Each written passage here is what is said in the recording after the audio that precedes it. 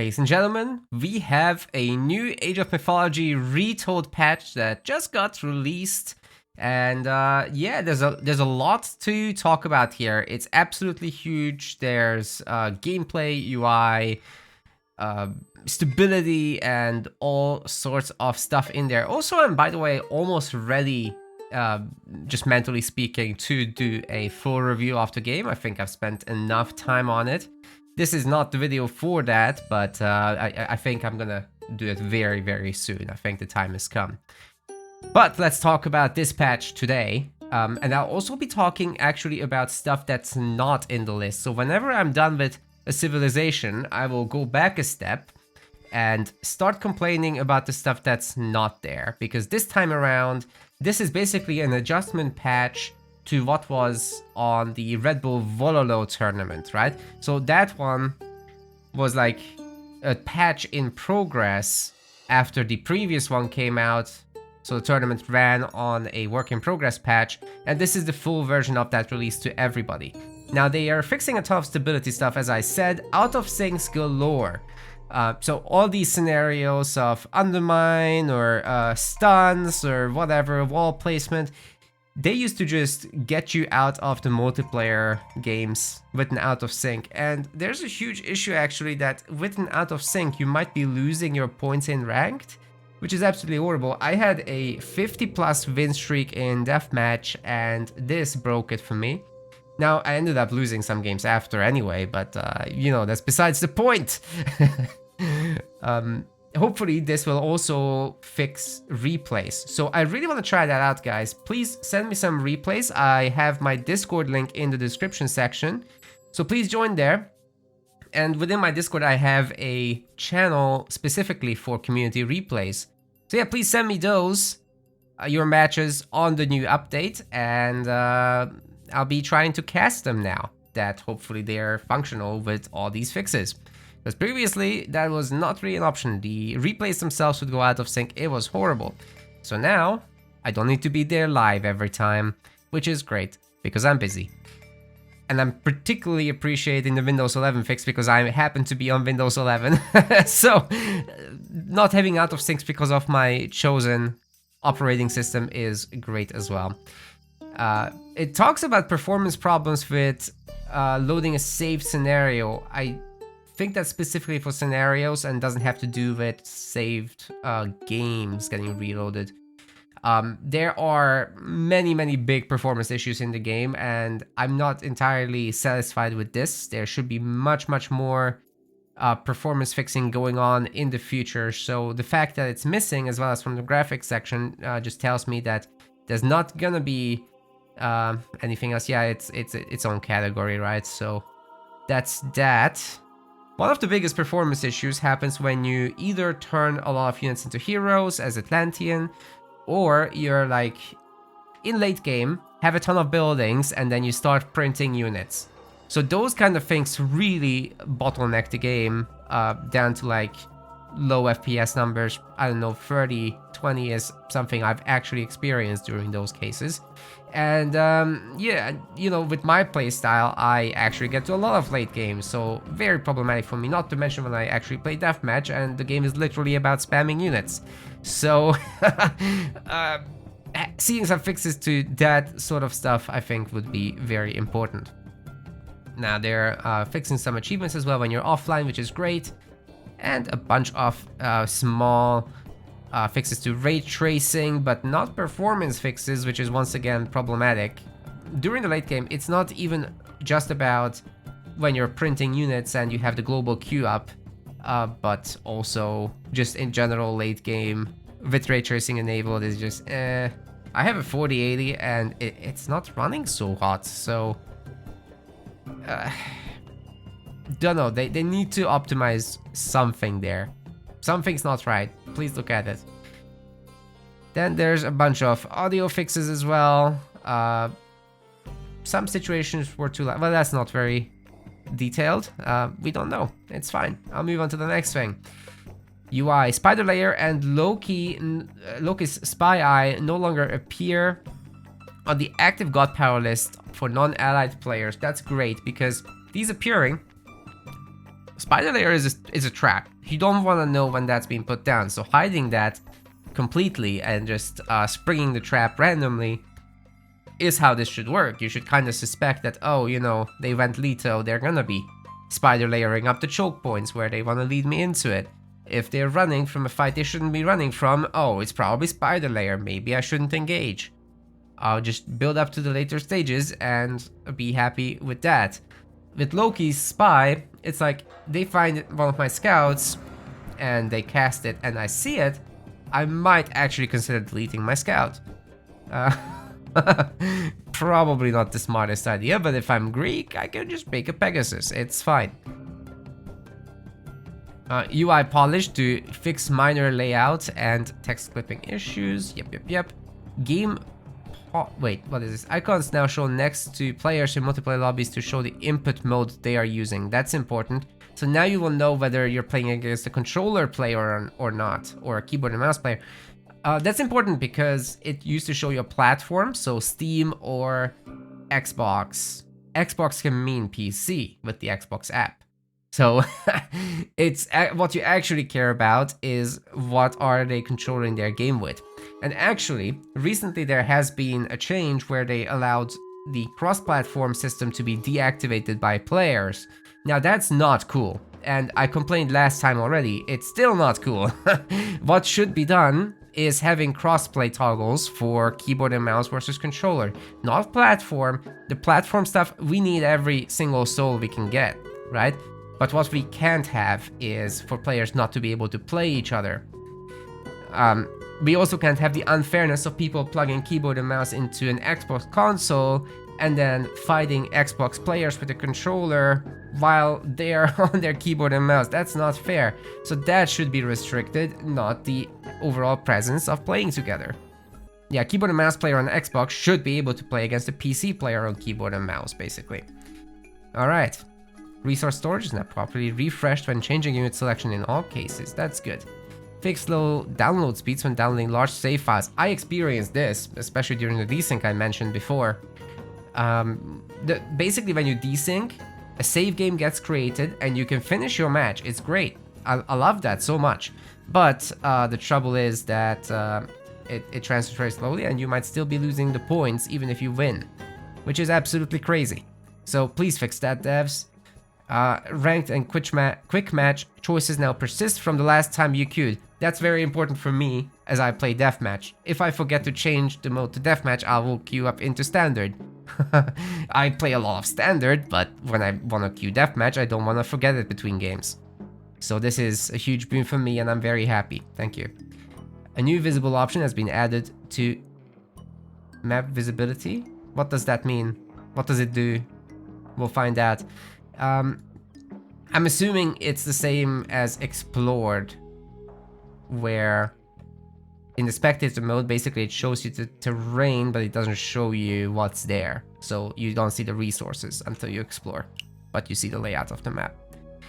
Players you recently played with now appear in the invite to party default list. Very good. Observer delay while waiting to spectate a live match is now shown in the UI. I think that was shown before? I'm not sure this is a new thing. Or maybe I just remember it from the... I think that was in the Vololo patch and I'm just confused. Okay, I'm happy.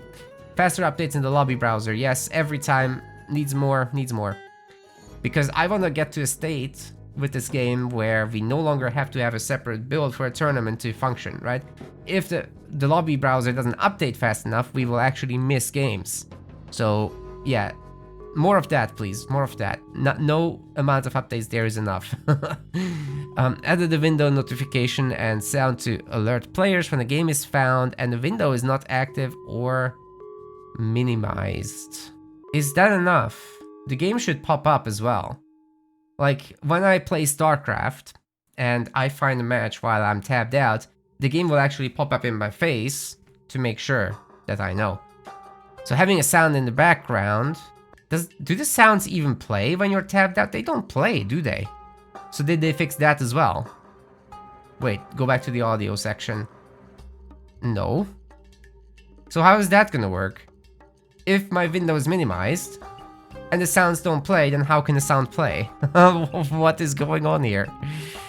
They must have fixed it, right? Or they must have added an option, I don't know. We'll see.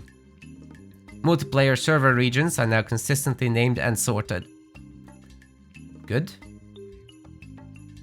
Performance warnings will no longer show in auto-matched lobbies.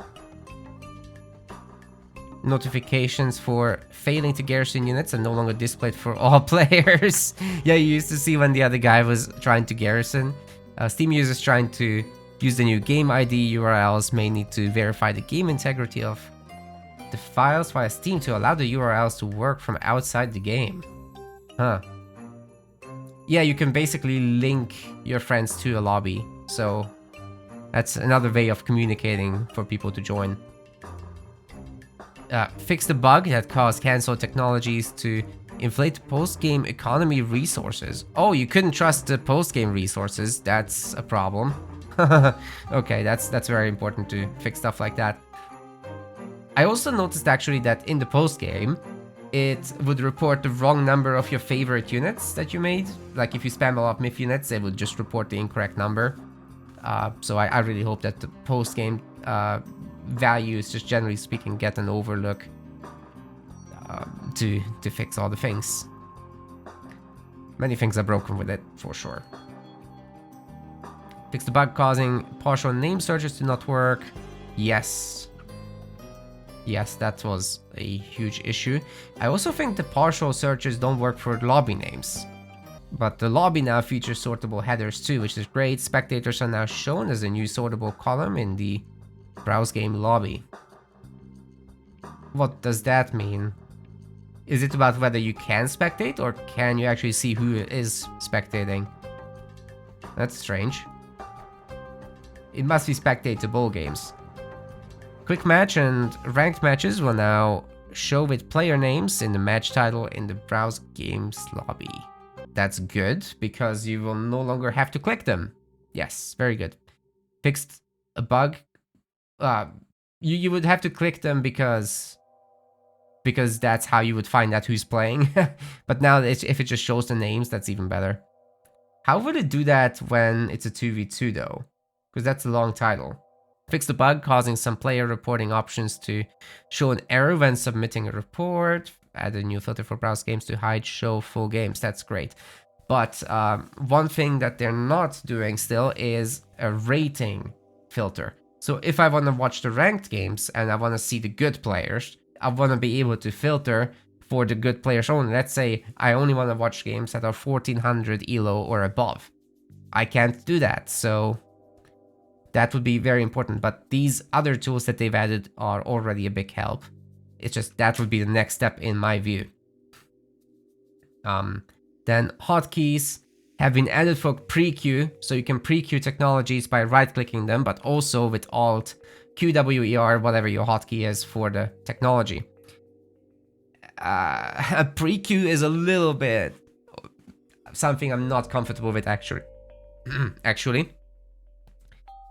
I think that feature just takes away a lot of the player skill in terms of knowing what an upgrade costs, knowing when to get it, and knowing how to time that, and when it's actually a good time to get an upgrade. So the system just automates it for you, and what players do, even at the very highest level, you can see the Misc games, and what the guy actually does is he just pre-queues all the economic upgrades as he goes to the Mythic Age in particular, but also a little bit for Heroic.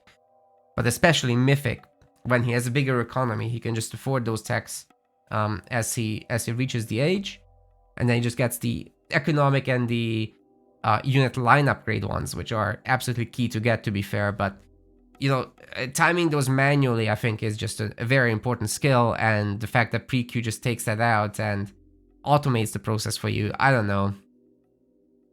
It's a little excessive.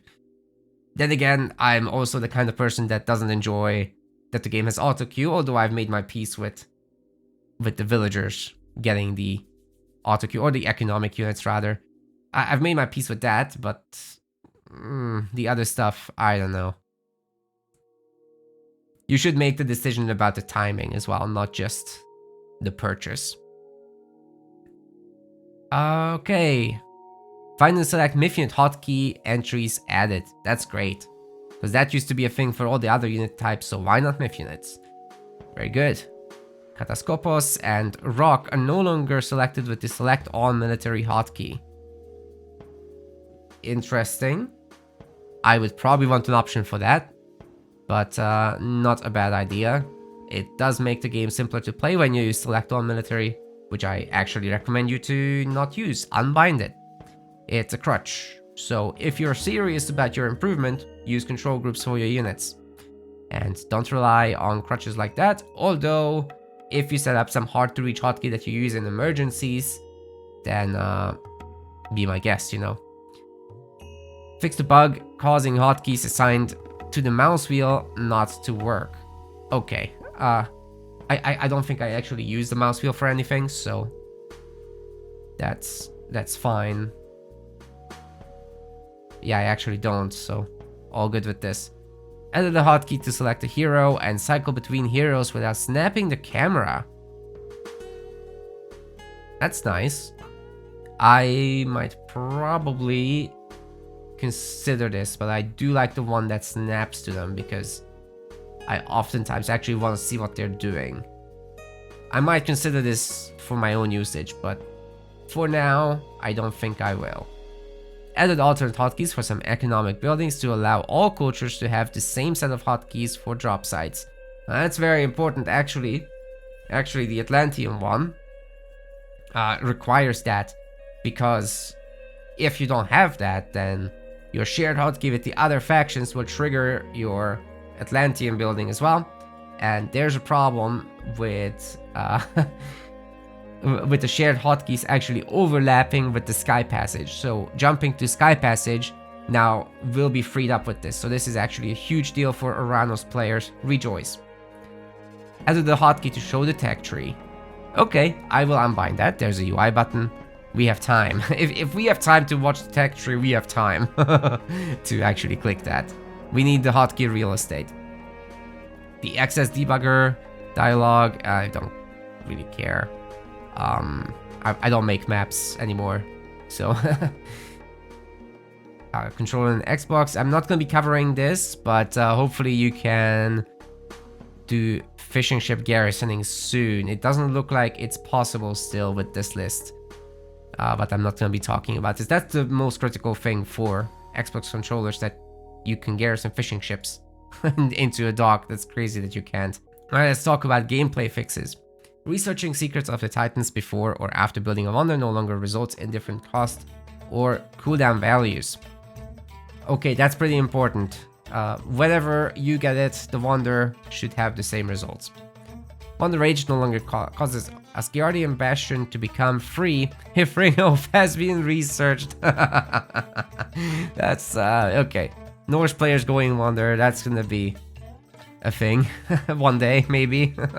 It's very unlikely because they build with the military, so if you don't have the military fighting, then how are you gonna build a wonder? How are you gonna defend the wonder? More like. Meteor Roulette sheet has its intended effect. I have no idea what it does. We're gonna try it at some point. The Omniscience tech now calculates its costs correctly when pre-queued. Not sure what the difference was, but that's always good to hear. Not that you should pre-queue such a thing. It's so expensive. Units that can't be healed, such as the Sons of Rise, can no longer progressively restore their hit points when garrisoned into a building.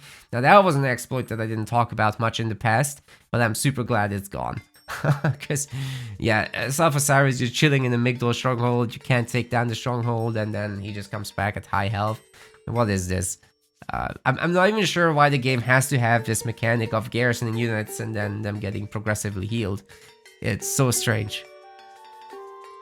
And nothing tells you about it. That's the craziest part. Like, how are you supposed to know? Did they even fix the hit point bars moving? Or... Because you used to... You are able to actually see what's in the building, right? And then they have a health bar, and that doesn't move in the previous version. So I hope it does now. That's why I'm saying I had no idea that this was a thing, and then somebody told me, and I'm like, oh, the Son of Osiris, right. Yeah, that's not fair. Alright, fix the bug where Zeus's favor gather rate bonus with golden apples effect were incorrectly generating more favor than intended, especially with many villagers praying. Now this is a big deal. And this is why we cover the bug area, because this is actually a critical fix. Zeus used to get a significantly larger amount of favor than he was supposed to. But there will be changes on top of this in a second. And of course golden apples. So Greek late game was really power spammy in the previous version. You would be able to spam lightning storms and not quite on cooldown, but almost on cooldown, and that's a huge issue. It's not fair in any shape or form. The other civs have to work really hard to accumulate the favor, whereas Greek, you would just, I have a big economy, I'm going to put everyone on favor. And it used to work. That's crazy. That shouldn't work. It should be extremely inefficient to do something like that, because Greek is the only civ that has access to that. It should be possible to do, but it shouldn't be efficient. Fix the bug that caused some units not to begin patrolling when ordered if they were ordered to patrol from within a formation.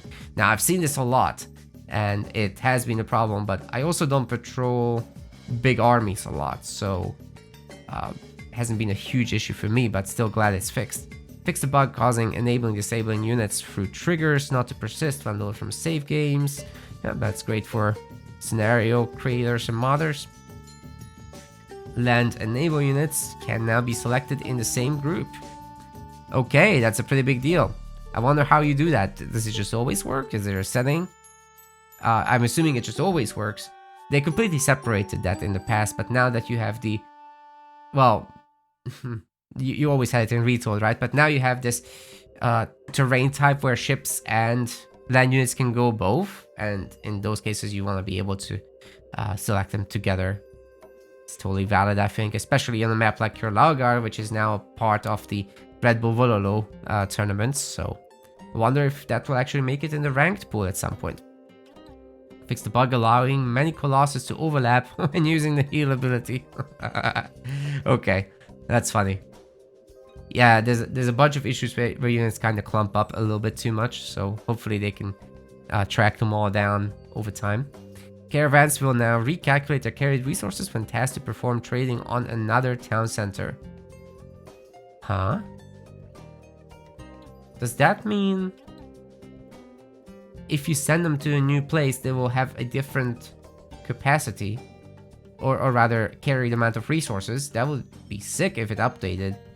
Because what was happening until now is if you have a caravan and you put it on a new TC, it would just not update what it was carrying. It would be the same small amount. But let's say you get a far TC now, and you're sending it there, they would still carry the small amount. So you'd want them to go to the market first. But if it updates, then it might be fine to just send them to the distant one. That's great. Target armor and damage bonuses no longer persist to all units affected by area persistent damage used by centaurs, chimeras, and similar units. That's dangerous. That is very dangerous. Okay. That probably is the cause why centaurs were so ridiculously overpowered. So this means that if there's a myth unit in the target area, and the centaur has a bonus damage against myth units, right? So with that in mind, if that bonus damage starts applying to human units of villagers, they're toast. It's not even gonna be close. Like, this fix is critical, and it should significantly help with the centaur balancing. At least they will do the intended damage always now, rather than either carry the hero damage against human units, which will make them shit, or the myth unit bonus damage, which will make them overpowered as hell. So this is great, and same for the chimera, of course. Campaign stuff, I'm not going to cover this. Yeah, I'm very multiplayer focused if you guys haven't noticed. Balance. Docks have the following fixes. Can now properly target Sneeze Snake and Water Carnivorous. Okay, that's good. That's a very good improvement. Fix the bug where docks incorrectly showed 2 projectiles in the HUD, but they actually fire 1. Yep, that's good. Deathmatch now starts with 20,000 resources of food, wood, and gold rather than 15k. That's great. That's great because deathmatch games were extremely short and people would run out of economy and then resign at 8 to 10 minutes. That's too short. The deathmatch mode should be a little bit late gamey. It should feel like late game. It shouldn't just be the initial spam and then whoever dies, dies. You should be able to build up an economy. You should be able to fight back. But obviously, if somebody is super ahead and has some devastating god powers early on, deal some irrecoverable damage, then yeah, you should win fast. That's fine. But almost every game was like that. So the average DM span being just 12 minutes or less, that was not cool.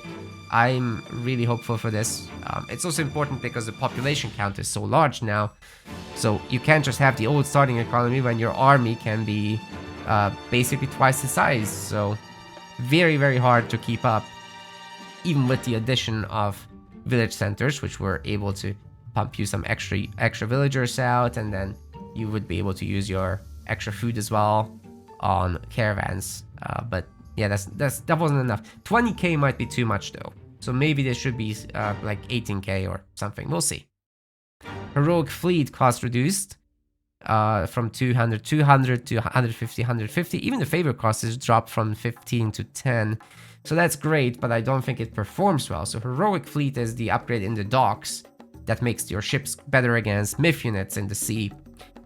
But I'm not sure this is sufficient. It's just, you see a Scylla, you run. This isn't gonna fix it. It's nice that it's more affordable, but the Scylla is still gonna eat you. So I think the actual tech effect needs to be better by a little bit. Or, better yet, do a redesign of the naval fleet overall.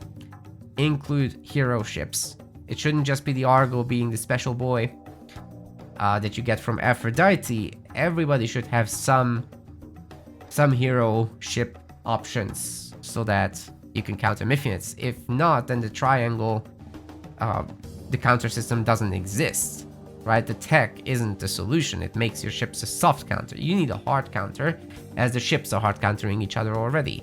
And then you bring in the Myth units, which counters every ship. That's not cool. So we need a hero there as well, which isn't cost effective against against the regular ships, but then they beat the Myth units. I think that's what's necessary here. And I know I'm asking for a lot, but what a blunder to not have done that for the initial launch. That will go in the review. And I know it's not cheap, but you know, other fancy things were done for Retold. Why not that? The Greek favor formula has been changed so that when praying with larger number of villagers, you get less favor, which with the bug that we spoke about before has been further pronounced. So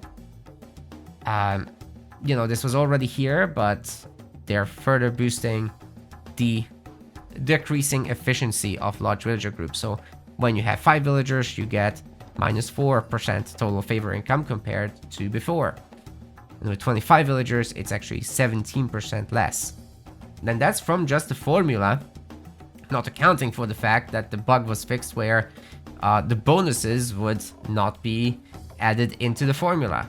So maybe they added it in. I don't know actually about that. We'll see. But either way, Greek favor should be more fair now, which is great to see. Lure now will be able to research greenery upgrades, so a little Poseidon buff there. Wouldn't have expected the Poseidon buff, but that's fine, it's quality of life, right? Oh god. Dionysus, cavalry lifesteal increased. Oh my god. Okay. Now I understand wanting to buff this specific tech. It wasn't that amazing, but Poseidon's cavalry is already regenerating, so ooh, I think it would have been wiser to make this tech cheaper. It cost like 30 favor, right? So dropping the cost on that would probably be the wise thing to do, rather than absolutely emphasizing this cavalry spam that Poseidon already does, and just kind of runs into his counters, casts bronze, lifesteals them while regenerating. It's a little ridiculous. So I don't know. This I'm not on board with. Maybe 25%, but I'd rather see a cost reduction. 20% lifesteal is not bad. It's just so expensive. So why go in this direction? I don't get it. And especially we're gonna get to the Centaur in a second. I'll continue the rant there. Of course, a slight nerf. It's really not a big deal. It's based on the resource value that you can catch and then turn into piggies. Now it's a little less. That's fine. Aphrodite is a little too good overall because of the lion stunts. I'm fine with that being left alone, to be honest, because they're more fragile than they used to be in the old game. So considering that, lions are fine, but the Aphrodite upgrades that make your villagers build fast, that's spooky stuff.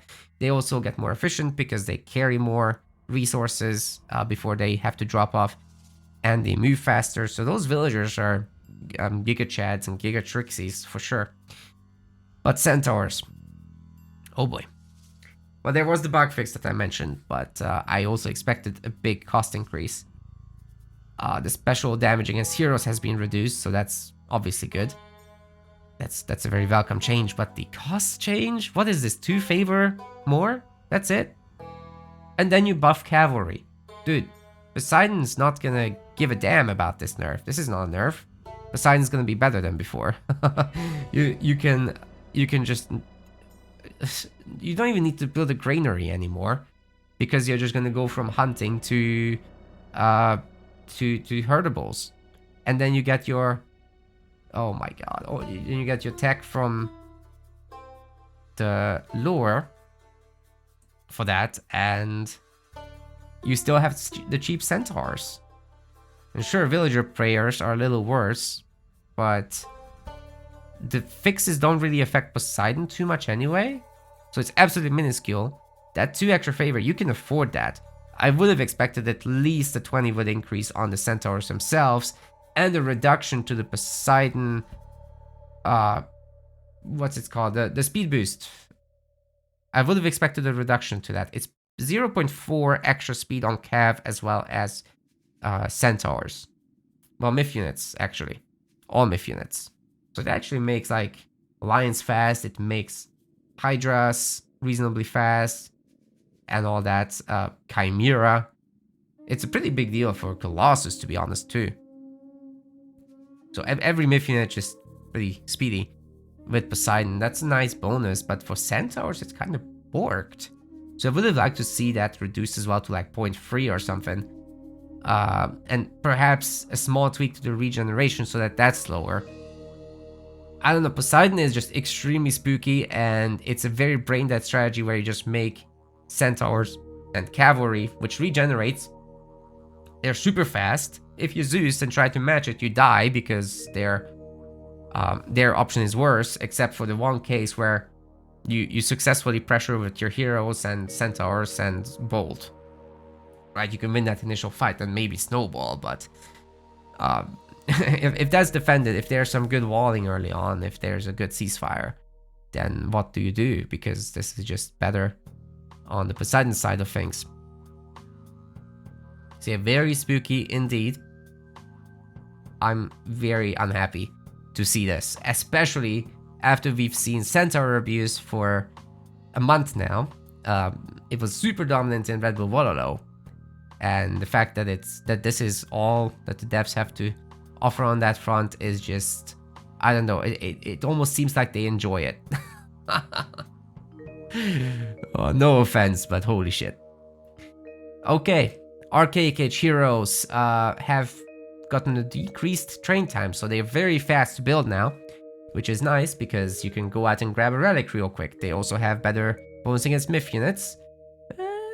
It's okay because they're reducing their hit points, so they're easier to snipe, but more deadly against Myth. It's fair. This is fair. And it makes them a little bit more capable of grabbing relics, which is a nice little bonus to have there in the early game. Every moment counts when you're fighting for relic control. I like it.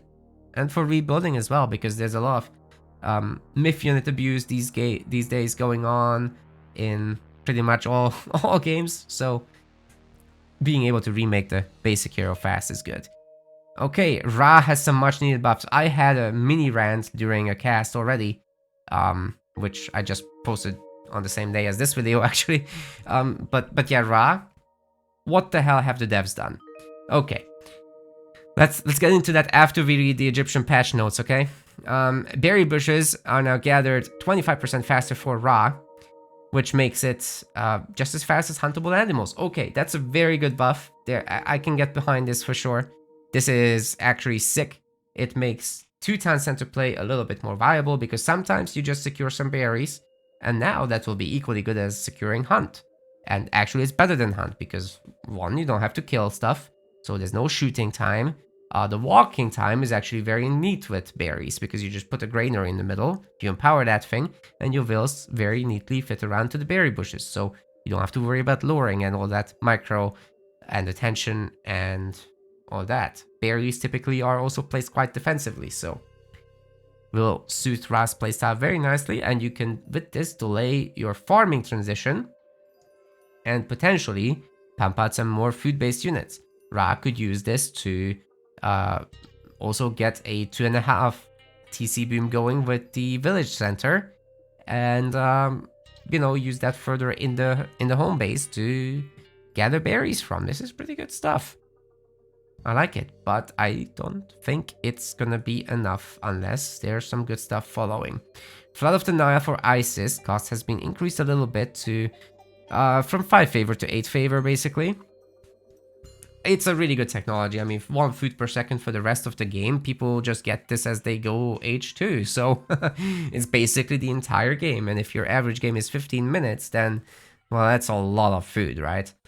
Yeah. Up to, if you play an hour-long game, you're gonna get like thousands of food from this thing. It's pretty good. So, yeah, paying a little bit extra favor there is very reasonable. Okay, moving on to Ptah's Electrum Bullets. It never had a heal rate, so I think this is a mix-up. It did not have a heal rate. This is a copy-paste issue. The patch also changes. There was a change in the last one about the healing rate from the Nephthys upgrade. I think that's what this is. Electrum Bullets doesn't heal. So hopefully the devs remove that from the changelog because it will confuse people. Anyway, they changed the Slinger damage increase to +1 divine damage, and then they made the tech a little bit 50% more expensive. Oh my god. I mean, okay, 1 divine damage is really good, especially if it scales with the upgrades, but I'm not sure if it scales with the upgrades, and even if it does, will you really buy this? Maybe. Maybe this isn't terrible, but 15 favor costs a lot. That's a lot of opportunity cost there that you could have spent on myth units. But divine damage, I mean, it will make slingers decent against infantry. So let's not scoff at this just yet. I want to see what this does. This could be pretty good for classical age, especially with Set. That's where it's going to be dangerous, I think. Because they're nerfing the Plague of Serpents quite hard here. So the hit points are getting drastically reduced, the damage is getting reduced, and the chase distance is getting reduced. But one thing that bothers me is that they do full damage against fishing ships. That's not fair. Especially if you have a map concentrated with fishing. Such as the map that was in the tournament, Mirage, that has 9 fishing spots easily covered by Plague of Serpents. Which means you have to respond with a combat ship to deal with that. So there's 2 options here. Option 1 is they drastically nerf the damage against fishing ships, and then you just put your ships on passive stance and don't care, because, you know, eventually you'll be able to afford a ship and it's fine. But if you have to respond with a ship early on, then the other guy just gets a town center and you're screwed. They are still fishing, so they're making up for the income difference, and you're having to make a ship which will essentially offset their spending on a TC, making it a safe investment for them, and then their TC starts paying for itself very soon, and you just don't have the power to deal with it. Whereas in a normally scouted situation, if they just go for a naked TC like that, you can spend your economy that they would have spent there on your units. So that creates a discrepancy of power that you can then exploit and punish that TC with. If Plague of Serpents is allowed to disrupt entire fishing economies, as it can on Mirage, like we've seen in my game in the Valhalla tournament, then it creates this almost unpunishable town center grab situation and a huge economic advantage for just casting a god power. I figured that with the nerf to shifting sands, that would be not a desired thing anymore, and I'd really like to see this changed. Now, Locust Swarm is now going to be wider, making it possible to damage more units. Okay, that's a good change. However, it doesn't do much damage, so it's like a bottom tier god power. If I was to rank all of them, I would definitely put it in the bottom. It used to be able to kill villagers by itself, and now you just have to raid with it. And I mean, there's nothing stopping you from having a cavalry raid, going after a bunch of villagers and then picking off the low HP ones, right? In theory. In practice, you can be stopped. So I think what the god power needs to be is, yes, it can kill villagers, and you should be able to get out of its way with villagers if you're attentive, if you have a garrison point. There is no reason why you should lose villagers, right? But if you're not attentive, if you're not paying attention, if you're just sitting there twiddling your thumbs, you should get wrecked.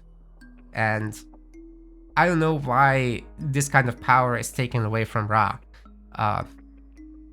You know, there's just the kit of Hathor is, or Sobek, is terribly weak. Now, looking at the rock, can now properly use the patrol command. Well, that's the worst buff I've ever seen in my life. Okay, we'll get back to this in a moment.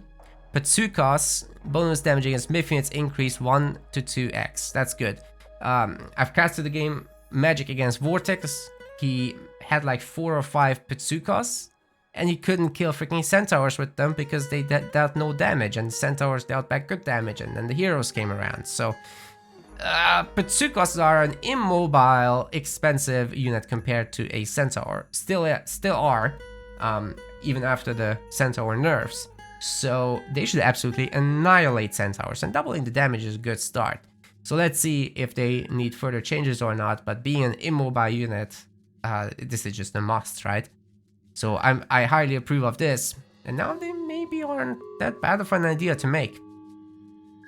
Scarab crush damage has been increased from 55 to 75, which is good, but I still don't think it quite comes close to the old setup, because one of the big things that has been nerfed is actually the Eclipse God power. So it used to give you plus 50% damage for your Myth units. Now it does plus 20%. And you can very quickly see why that's a problem. Like, even if now the crush damage has been normalized for the Scarab, that discrepancy is still gonna be there. The Scarab used to just be a low crush damage unit with a bonus against buildings. That was stupid design, so I'm really glad they swapped it to crush damage. But Eclipse is shit, and you no longer have the Eclipse Scarab timing that Ra used to be so good with. And you know, it was a strategy unique to Ra because nobody else has that god combination with the minor gods. So the fact that that's not there anymore, the fact that Sphinxes do their tornado attack and they can't even tickle villagers, let alone an army. So that makes Eclipse Sphinxes kind of rubbish as well. You got Eclipse Avengers, sure. It's great when you can get to the Avenger stage of the game. Actually, Ra is really good in the late game once you have like Monument empowered Migdal groups, and then they print units fast, they shoot fast, they get repaired fast in case they are attacked. You put a lighthouse in there and you can see the entire planet. In fact, you can see the entire observable universe at that point once you upgrade the line of sight upgrades. But yeah, that's good. But getting there, how does Ra get there? It doesn't get there.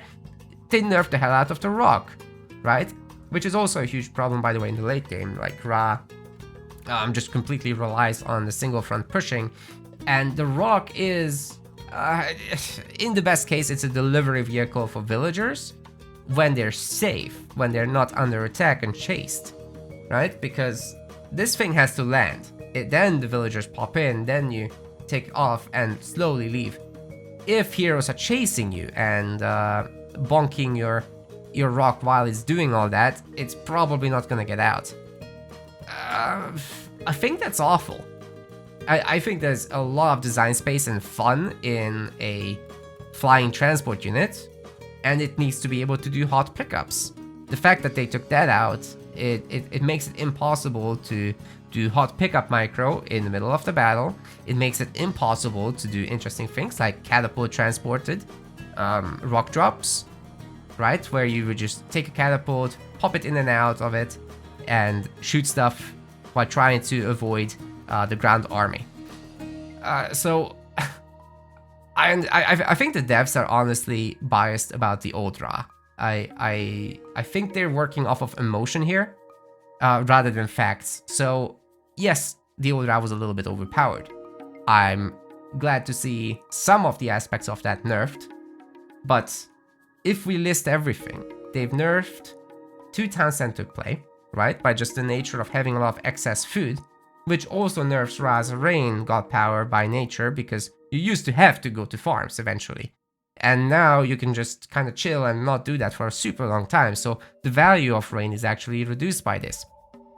Then the 2 town centers, the second town center cost is actually way higher than it used to be, so 1 town center play is encouraged. The heavy power spikes from your early myth units also help with that. Then you got things like Poseidon's regenerating cavalry, which just rolls over your stuff.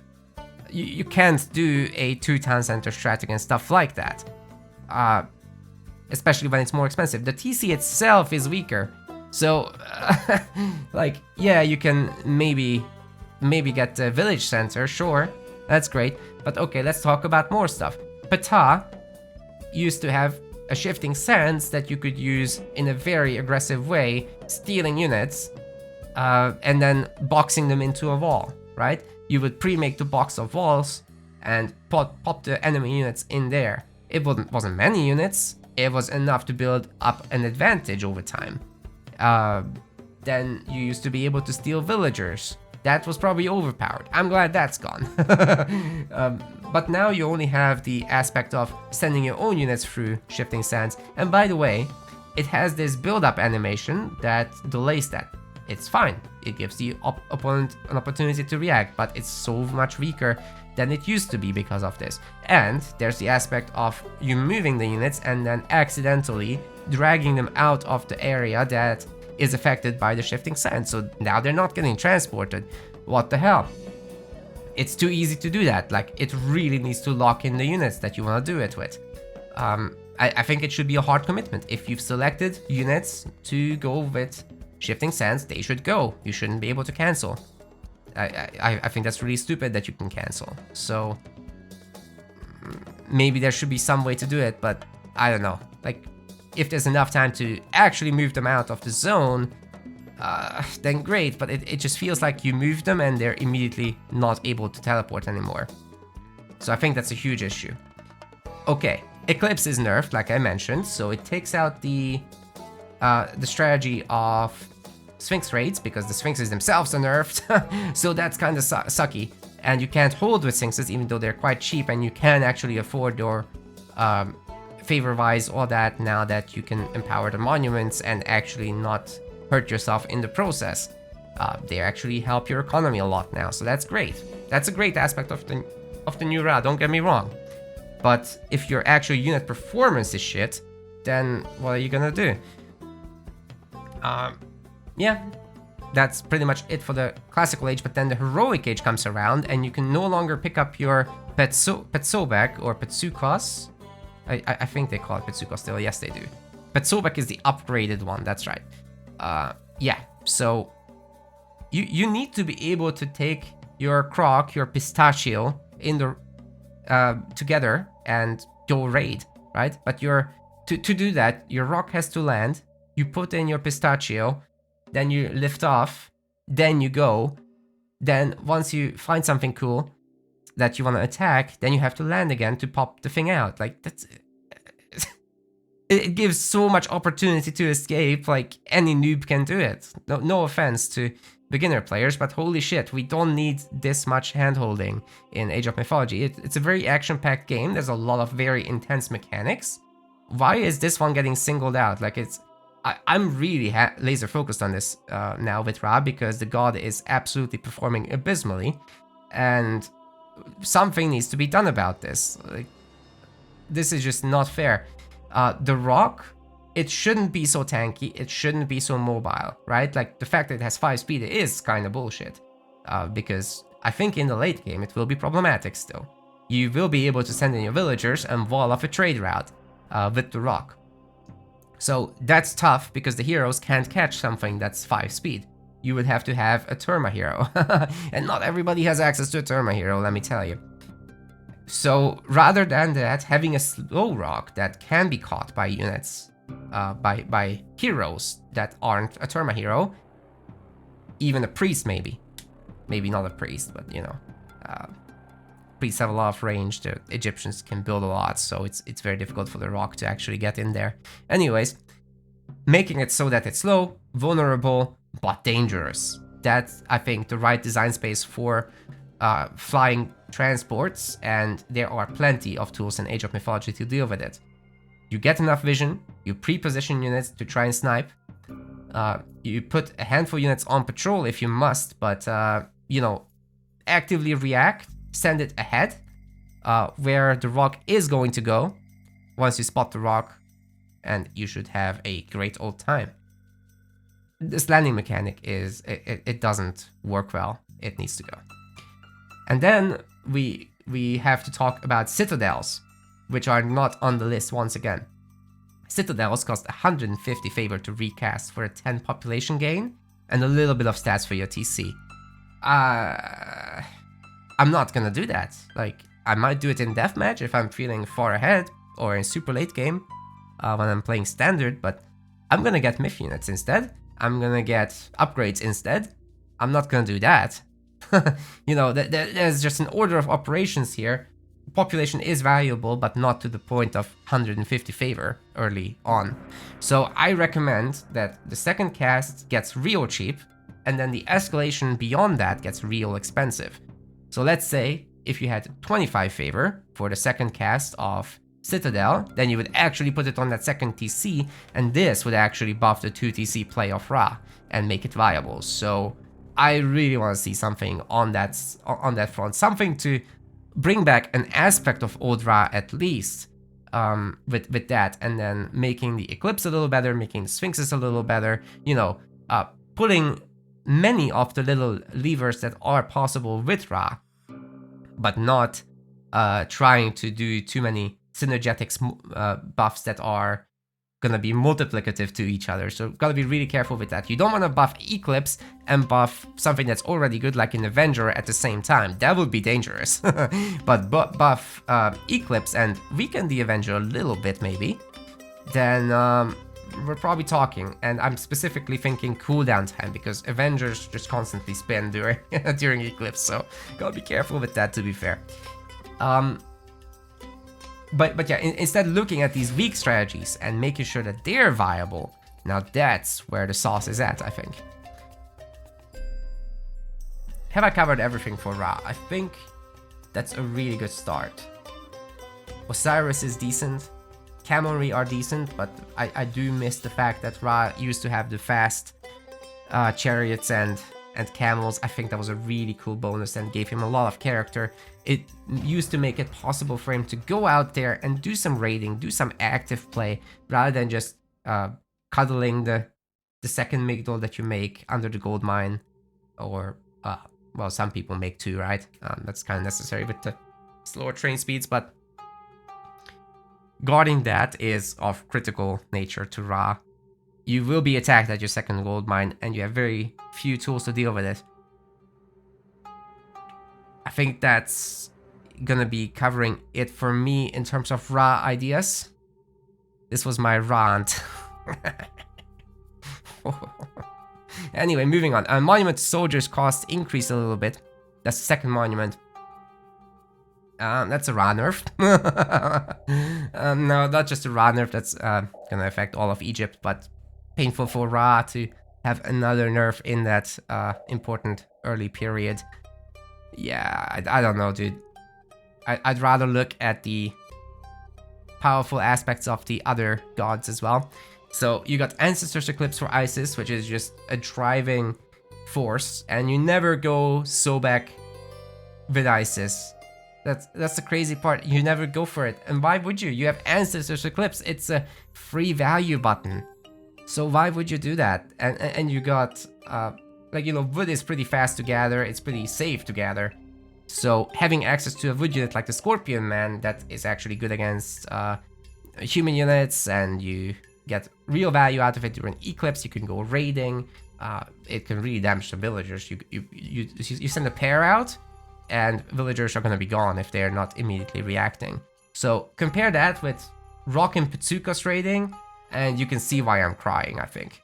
It just takes no more effort. It takes less effort. Microing a Rock and a Pitsukos, a Rock and catapults, these are all harder things than just sending a ground unit around and doing your instant attack and then leave. It's harder. So it needs to be better. Or as good, at least. I actually did forget one thing, so future Nakamura here. You know what? The value of the King's technology for Thoth is actually ridiculous for Egypt. It's one of the other reasons that you play Isis or Set rather than Ra. Just among the many things that were already listed. So basically it makes 2 units pop out of your building when you empower it. For the cost of 1. Now that gets ridiculous when you apply it to Migdol units, such as Cavalry, even Chariots to be honest, or War Elephants, which is the worst case scenario where you just save a ridiculous amount of resources for the train time that it takes. Very problematic in the late game. People just get it immediately as they advance, or well, very shortly after, depending on how their economy looks, but yeah, that technology is just a little bit broken, and by a little bit I mean a little bit. What could be done there is finding some form of disadvantage to it. So what I would recommend is the cleanest solution is the Pharaoh gets a second ability that's also an empower, but specifically has this effect of, okay, while this is on, the units are gonna spawn in pairs for the cost of 1, but it would have a cooldown, just like the Caladrius heal thing, right? It has normal heal, but it has a super heal.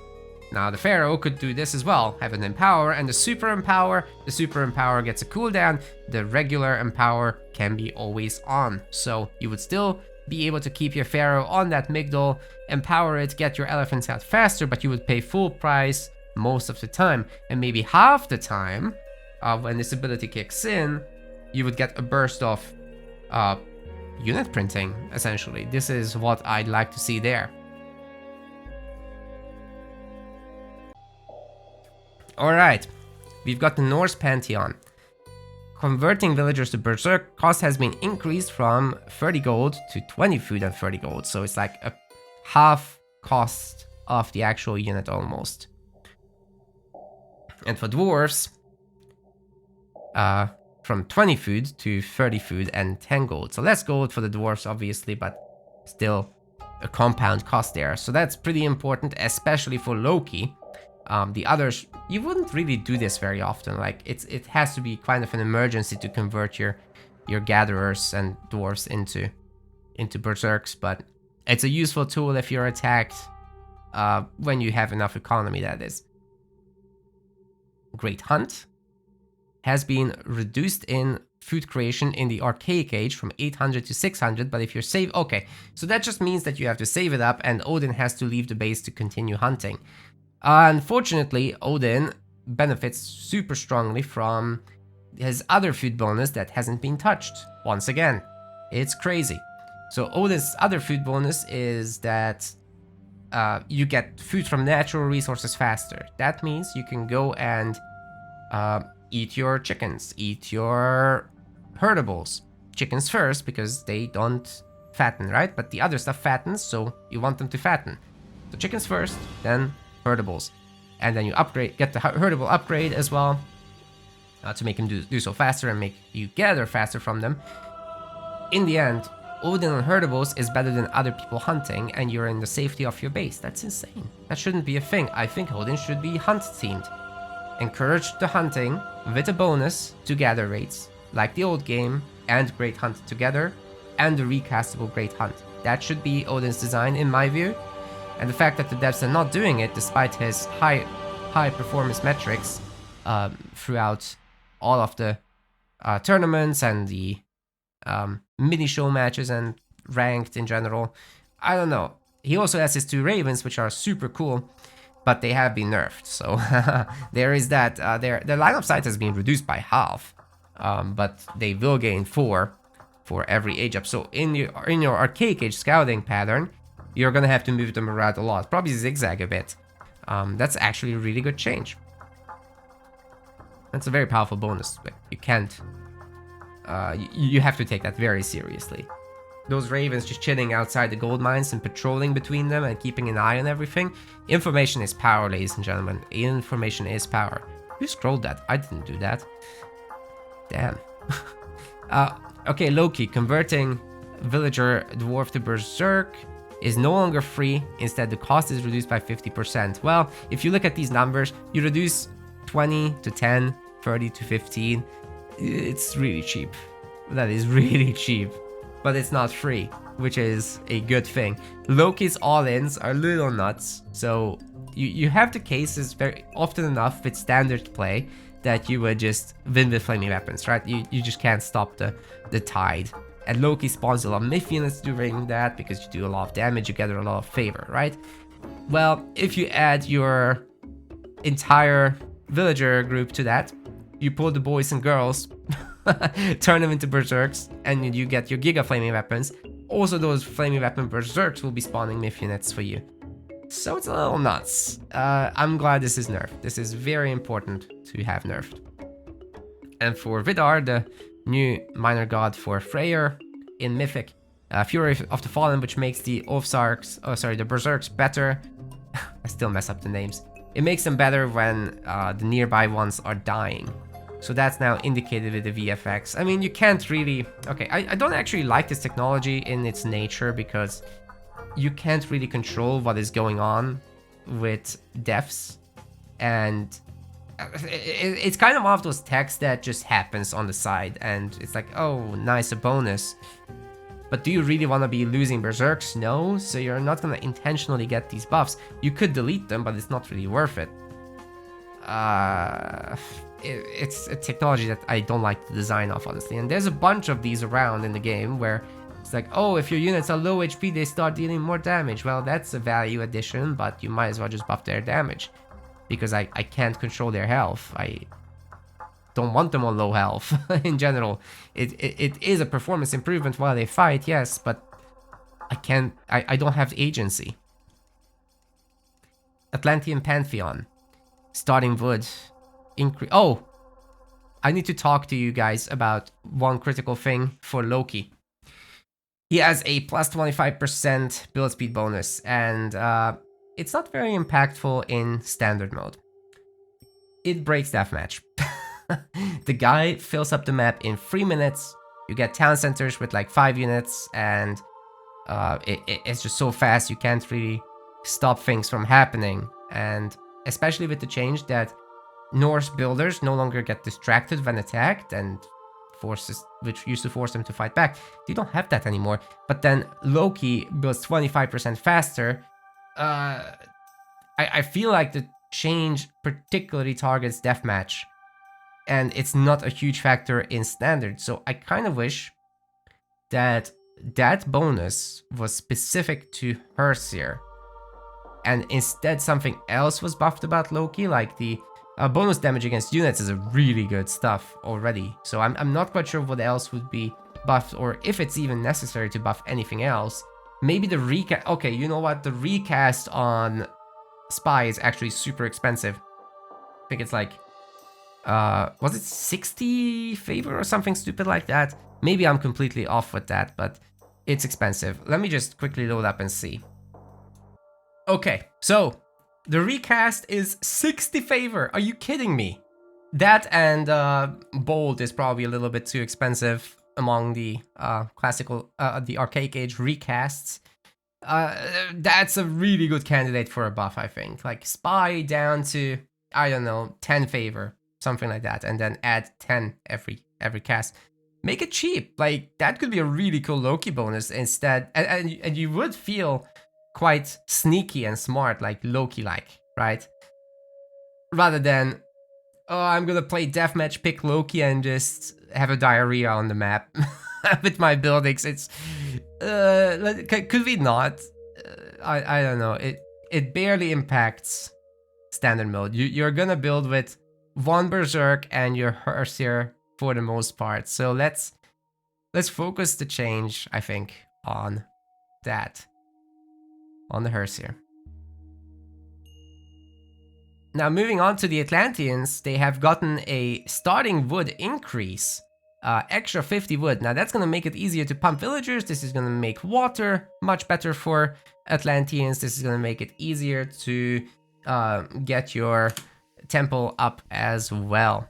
And potentially you can get an early economic upgrade with Gaia, which also has been buffed further. So the discount has been further improved from 35% to 40% on the Gaia eco upgrades. This is great.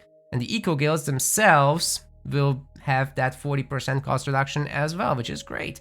And Gaia Lush is actually spread by economic guilds, so you can just make a network of that. You can connect it with your trade, and then you get your channels upgrade as well, which makes units faster on your Lush, including your caravans, which is absolutely sick for your overall late game income. But also Lush heals your stuff, so very useful for sure. 24 range now instead of 20 from every generating building. Sick. Gaia needed that. Like, Gaia is just not very present, but there are a lot of changes to Atlanteans in general from the last patch that made Gaia a lot more present, especially the Contarius improvements through Theia. We'll get there. But first, let's talk about Oceanus here. With Carnivora, the water one has been adjusted. It would occasionally kill ships instantly. Isn't it supposed to? That's the special ability, no? Does it have like an issue with the standard attacks where it doesn't have to... Oh, I think it just slapped the ship and they died. That's what probably happened, rather than having to, you know, pull it in and eat it. The slap shouldn't do it. Right, I think that's what this means. Water Carnivora hack damage has been increased, actually. It's pretty easy to move away from it, so very logical to have this. And the Pierce armor has been increased so that the archer ships can't just wreck it very easily from a distance. Makes sense, makes sense. Prometheus. Oh, you can't heal the Water Carnivora, so it's doubly important like that. Especially with such a healing-focused minor god. Prometheus's alluvial clay tech for Prometheans has been decreased, sorry. From 30% to 20% hit point buff.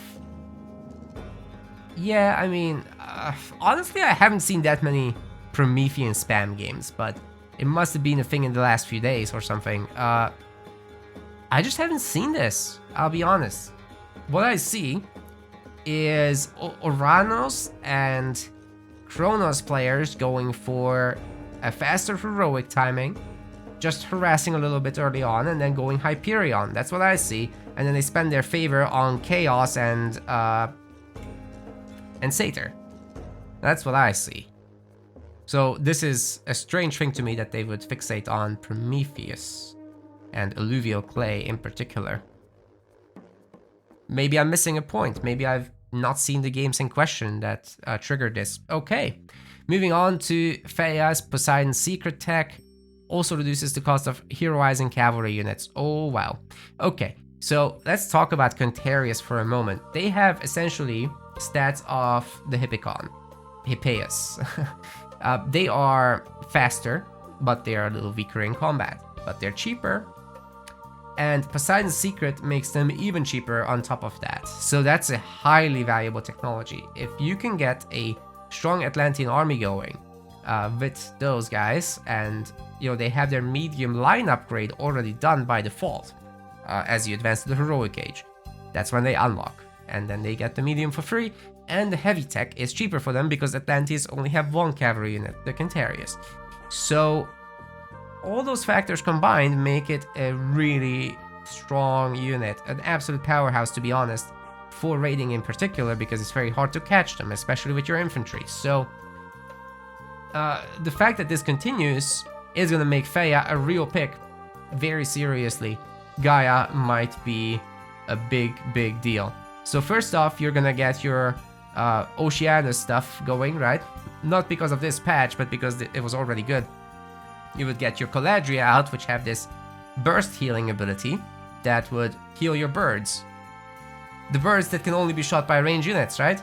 So you would have these immortal birds. You would have to be very careful in micro, to be honest. It's a very skill expressive style to play.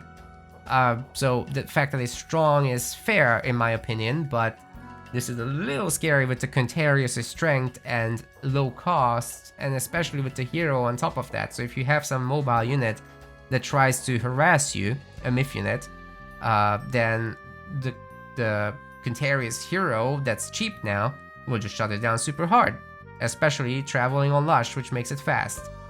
So yeah, this is interesting.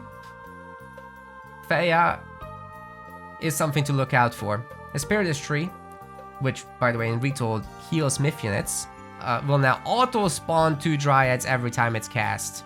And the first 2 casts are free. So you get 4 Dryads for free immediately upon casting. So the god power is no longer just dead weight. And this is actually a really powerful thing about Atlanteans, that some of their powers just are free to recast. That applies to Hesperides, that applies to Gaia's forest power as well. And this is, I think, a really good case in point for my argument earlier that when I talked about the Ra Citadel, that the second recast of it, for something that doesn't pay off immediately, you have to reach your population limit, but you have to pay 150 favor for the second cast. I mean, what? I mean, while this thing is free, gives you units, and you also go over your population limit, so it's directly comparable. This is just not fair, right? So at least that should be, if you go for the design difference, it should be cheaper. You also can't destroy a Hesperides tree, but you can destroy a citadel. So I think that would be perfectly reasonable to change. Then we've got Hyperion. Oh, by the way, this is a really exciting thing about the extra Dryads for free. And by the way, when you have 2 Hesperides trees, always use the second one as soon as you can, because you will get a higher limit of Dryads, so it's 5 each. On the second one, you get 10 Dryads, and they don't cost population. That's how it's comparable to Citadel. It's a really big deal. Hyperion.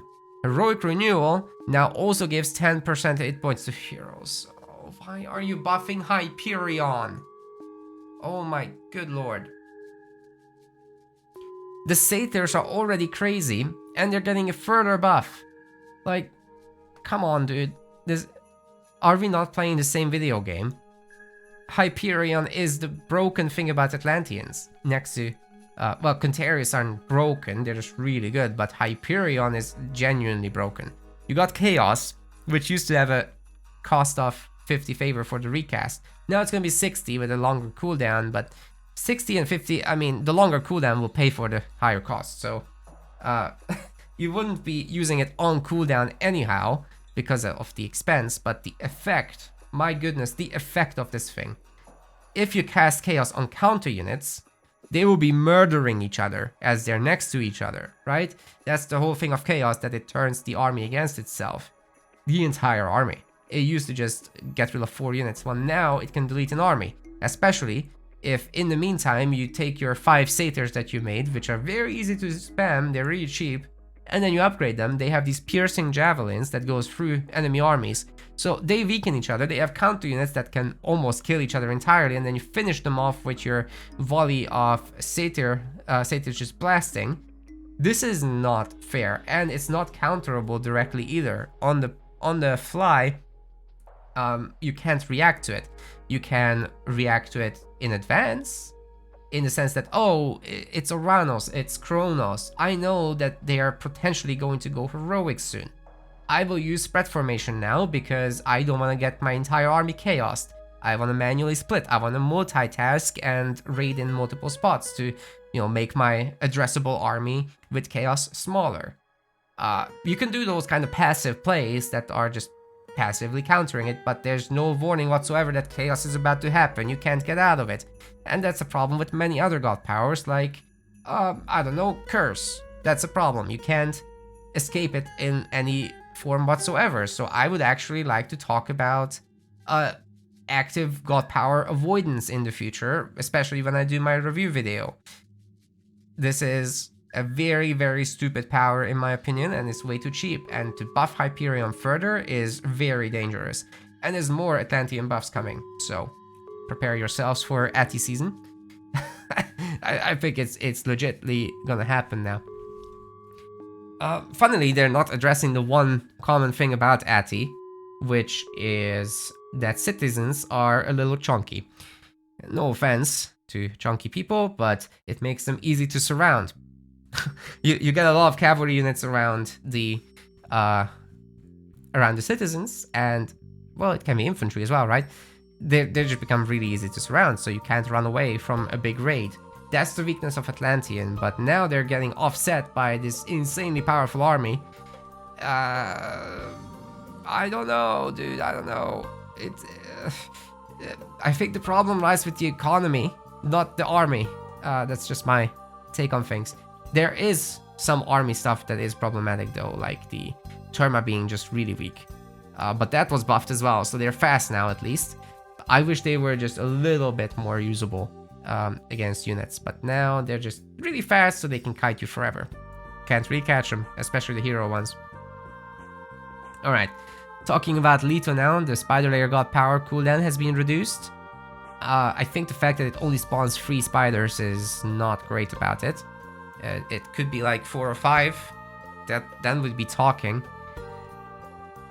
It's a big buff, but that's my recommendation on that front. It's just Leto, nobody plays Leto, and automatons are really problematic as well because they're kinda slow. They slow your army down. I'm sure it's funny to make them walk like robots, I get it, but could they just be a little faster? Like even just 0.2 speed it would do so much for them. Then for Atlas we got Implode, where units get sucked in faster, but I don't know how much faster, so we'll have to see. That's important because it's so easy to escape it. Very oftentimes it doesn't do anything. Making sure that it does suck in units is important because the damage it does scales with the number of units that got sucked in. So you can feed it with your own army, it's gonna hurt, but you can. It's important that the enemy gets sucked in as well. If they instantly react and pull out at least the fast units, then they can mitigate. And that's a good example of god powers that you can react to. Like, that's the kind of thing I'd like to see. But then you have shit like Chaos, which just causes your army to get deleted. Anyway, moving on to Mythians. Promethean. Why wasn't that with the Prometheus stuff? Cost increased from 75 food to 90 food. Favor stays the same at 8. Okay, like I said, I just don't know about this one. I haven't seen this. I don't know if it's a problem really, but it's a very small change, so I'm not sure it's too important. Damage changed for Lampades from Lampades, I think you have to pronounce. 24 Pierce and 20 Crush to 24 Pierce and 20 Divine. Very good. So Divine is going to be a lot better against units than Crush, that's for sure. Because units just basically fully resist Crush. Most of them do. Against buildings it's better too. Against Myth units it's going to be epic. So Lampade is actually going to be kind of snipers. Attack range at 12 only though. So that's a very, very small range compared to something like the Medusa, which is why they're allowed to pack such a big punch, I'm assuming. I don't know, they're really good actually with this. I like it. I like it. I think there's something to be said about their fragility perhaps, but the most important thing I have to say about Hecate is actually not to do with the Lampades. By the way, one day I gotta play some Atlanteans and do the Lampade bomb trick again, so you'll probably see a short when I do on YouTube. Enough said. I want to talk about Hecate's god power, the Tartarian Gate. So first off, the spawns aren't as scary anymore because by the time Mythic comes around, people have all their houses made. So you have a bigger army to defend yourself, and typically speaking, the impact of the Tartarian Gate will be less because of that. The spawns haven't been super buffed in Retold like many other myth units have, so it just feels really unimpactful. And actually, the stats of the Tartarian Gate are really low. So I think it's important to normalize the armor values of that, because archers can take it down, which is absolutely ridiculous. It was necessary in the original game, but now we have these big ass armies. We have powerful heroes and myth units. We can handle this now. We don't need villagers to kitchen knife shank the Tartarian Gate. We don't need archers to take down the Tartarian Gate itself by themselves. So, or even, you know, people made arguments in the past like, oh, it's actually so broken that we need town centers to do damage to this thing. It's like, okay, that's very desperate, especially in Retold now that that's not as big of an issue. So I think that needs to be addressed. Maybe spawn an extra myth unit or two from this, and make sure that the patrol path of these units is actually sufficient to engage the player that you're trying to attack with this Gates from Hell. Well, that's one thing. The other thing is that the recast costs 350 favor. Like a meteor shower, like a tornado, like an earthquake. Are you kidding me? Like a lightning storm. This does not do that kind of value. The first cast may be quite impactful. If buffed, it will be quite impactful, but are you kidding me? Like, the second cast is not going to be worth 350 favor. Maybe try 100. And then we're being generous, because what are you going to do? Delete one fortress? Catch a bunch of houses? I think the best case scenario is actually put it on the trade route and hope that there's not too many markets around. That's if you delete like 2 markets with it, and then trade is stopped and has to be cleared out, and now you can push a front town center. Now that's a play. Or you get your Lampades into the trade, as now they're all, you know that they're all leaving, and then you turn them all into chickens. That's hilarious, actually. So that's something I'd like to see.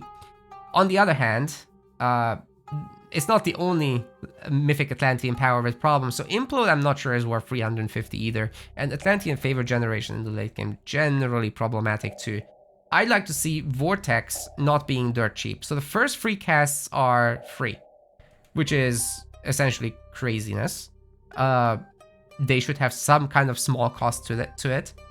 But then after that, they start increasing very slowly. So you can get, I calculate this, I believe you can get 10 vortexes done for the cost of the second Tartarian Gate, which is, what the hell, dude?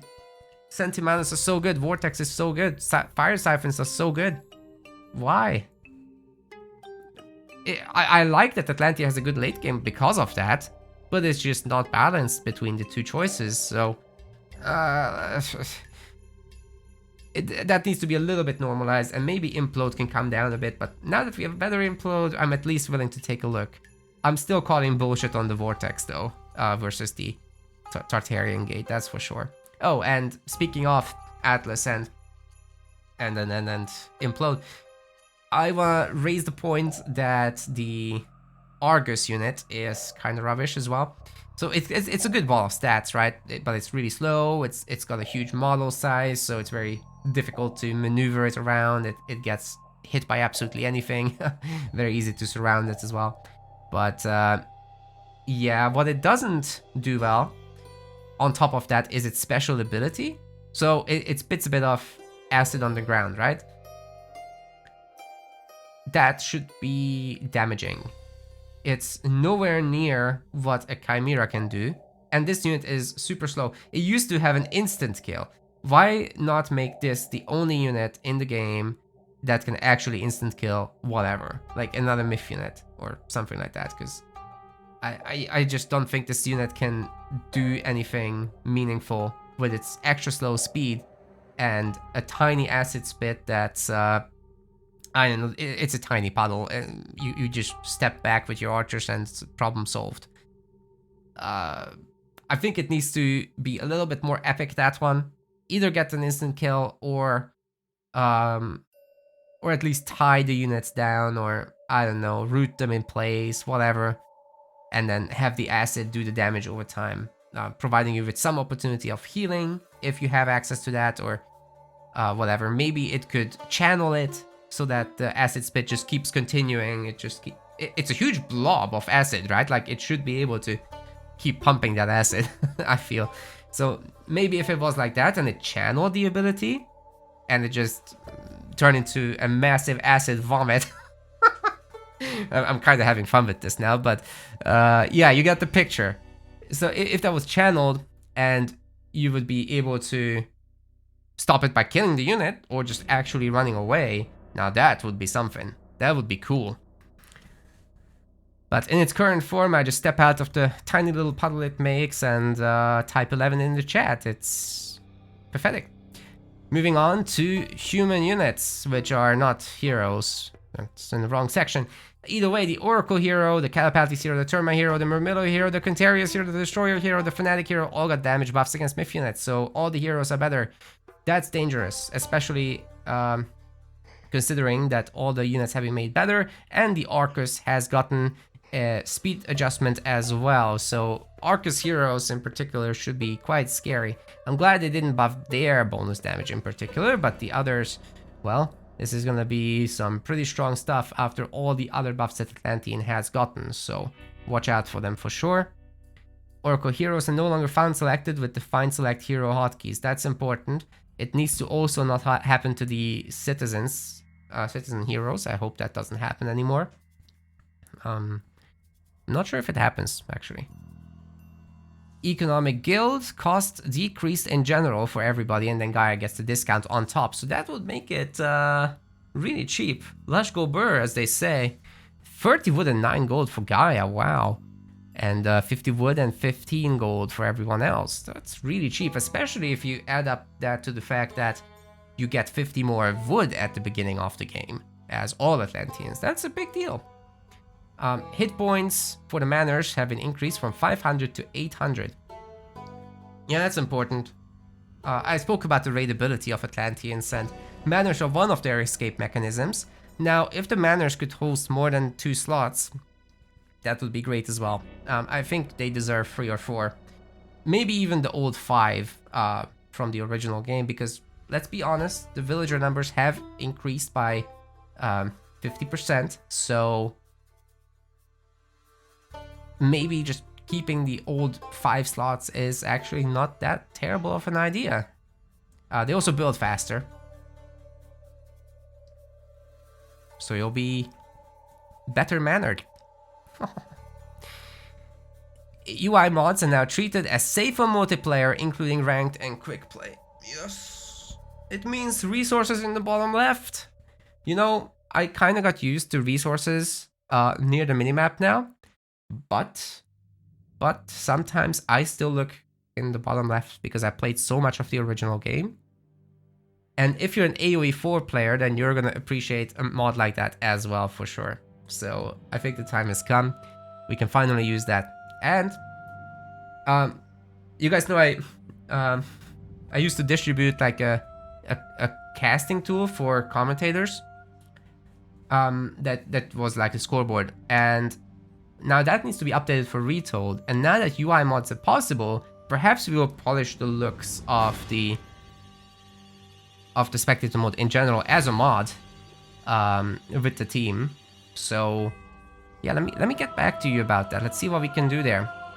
Maybe spectating is actually moddable with this now, because I do find that existing panel to be bulky, ugly, and just not practical. But hey, if we can modify that and then add a scoreboard on top with an app, then that's great. Yeah, mod plus app for the win. Let's see. Fixed bug causing mods not to install correctly when there's a symlink in the file directory. Okay, not sure what that does actually. FOV from modded main menu background scenarios no longer persists into gameplay. Oh my god. Yeah, that's pretty important. You wouldn't have to reset your FOV.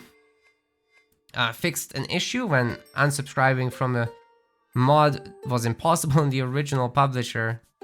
If the original publisher had unpublished the mod, what the hell? So how would you get rid of an old mod then that was removed? Oh well.